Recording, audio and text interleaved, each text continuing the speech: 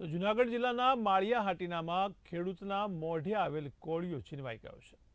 ત્યારે માળિયા હાટીના તાલુકાના લાઠોદરા ગામે યુજીવીસીએલની ગંભીર બેદરકારીના કારણે વીજ લાઇનમાં ફોલ્ટ થતા ભડાકો થયો હતો, જેને કારણે ખેડૂતનો ઘઉંનો ઊભો પાક ભડભડ સળગી ઉઠ્યો।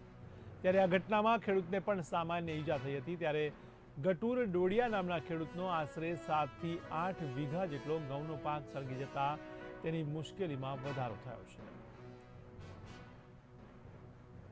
લગભગ કદાચ એનું કહેવાનું એમ છે કાંઈ શોર્ટ સર્કિટ થઈ તારની, બરાબર, એના ખેતરમાંથી સળગી નથી તો અમારા ખેતરમાં આવી।